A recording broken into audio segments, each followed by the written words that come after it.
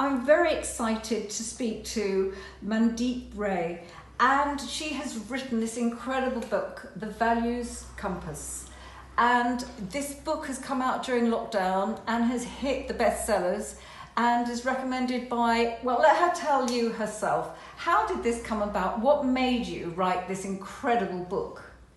What made me write it? I think the life journey that I've had, the fact that I have visited over 150 different countries, and each place that I'd go to, I would either do a radio broadcast or a television broadcast, and then not secretly but privately I'd write to my friends and family and give them my impression of each and every place.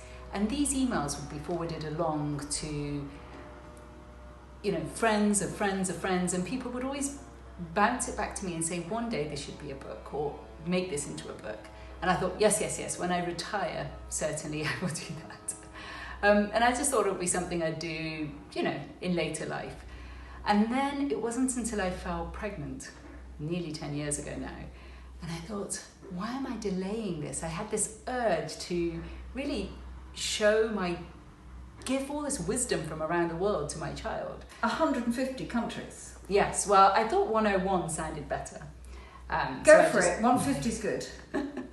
So I chose 101 countries and distilled each country into a value, and the book was meant to be called Letters to My Unborn Child. But slowly it morphed into the Values Compass. It's been a long writing journey of nearly 10 years, but here I am. It has been an incredible journey for yourself. How do you feel about soaring into the bestsellers like this?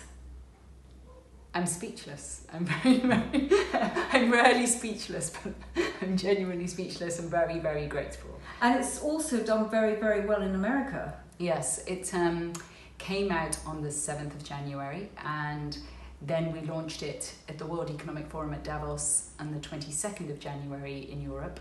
And by the next week, it had become a Wall Street Journal bestseller and then a Sunday Times bestseller.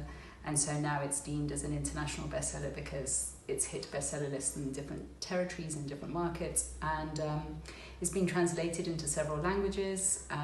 It's coming out as the guide to the Olympics for the Japanese, or, you know, for the world. So I'm just, very, very grateful for this journey so far, especially because, as you said, as soon as the book came out, literally within weeks, bookshops started closing around the world, and Amazon said that they could only, and often did only, supply, kind of emergency supplies. And despite all of that, thankfully it's done well.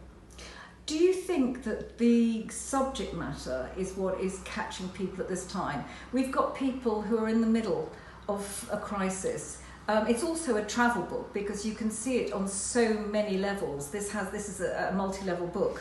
What do you think has been its success? Why do you think people are clamouring to read it? I think, as you rightly point out, it's a business leadership book. So it's helping people who are really, or business leaders who at this moment in time are thinking, what does my business even consist of? How do I be a leader in this time? What are my values? What are the values I lead with? And so for that reason, but we're all business leaders. We're all leading our lives. We're all thinking, where do I work? Who do I work for? Am I working for myself? In which case, what are the values that are leading me? We're making important decisions at this time. So one, I think it's relevant for this time specifically. Secondly, of course, it takes you around the world at a time when we can't travel.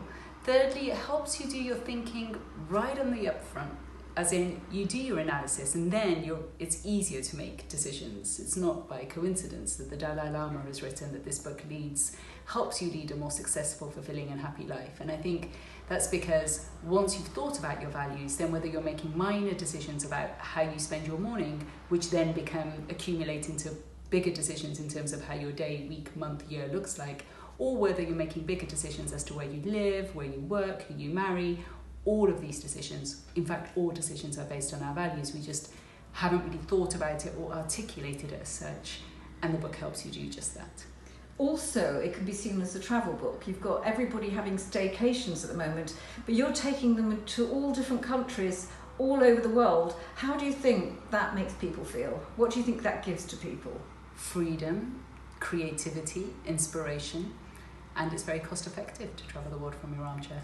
Exactly. We thank you so much for talking to us. We're delighted to have you, and we hope to see you very soon. Thank you. Oh, one little thing. I just wanted to say to you, the catalyst is Mallorca. This is the biggest thing. Why you're in Mallorca now? Let's explain how this all happened, starting in Mallorca. Yes, so, I mentioned the fact that I started really writing this book with earnest when I fell pregnant 9 years ago. And I didn't manage to complete it in that time. It didn't help that I thought, why don't I just why don't I just see the dangerous parts of the world that I won't be able to see once I have a child? So I went to North Korea and Mongolia and other places. So I didn't manage to do it within my first pregnancy. I got pregnant again, tried again, didn't manage to do it within the second pregnancy. And then I thought, forget that. I'm just going to go on to a writer's retreat or something. And 3 years ago, I was lucky enough to take a week off from my family, come to a writer's retreat in Mallorca, led by Allegra Houston. And that's when I think it was the combination of having to beg time out of family, spend a pretty penny, have 10 other people that I've committed to, we were all on this retreat together. And they were extraordinary people, and I just felt I can't let myself, my family, all these people, I just don't want to be someone who speaks about something and doesn't complete. And so at that point, and that was 3 years ago, that real writer's journey began. A year later, I had promised myself to get a publishing contract, and thankfully a year later it happened. And then a year after that, I came back to the Balearics to do the final edit, and here I am 3 years on as the bestseller, and the journey is complete. And you took a house hoping that all your friends would come and celebrate with you. But you're the only one who had the guts to come. So now you're in this great big house without anybody else coming to visit you. But you came anyway because you wanted to give back to the island. Yes, and thankfully my husband and children at least have joined me. But yes, everyone else, hearing about the quarantine demands, have decided not to come. But yeah, for me, there's nowhere better than to just come back and say thank you. And celebration is a gratitude, and so to celebrate and say thanks and give back. Well, Mallorca is certainly very grateful, because whilst everyone's staying away, you've come and you are definitely giving back. So we thank you, and we will see you soon. Thank you. I look forward to it. Thank you. Bye-bye. Bye.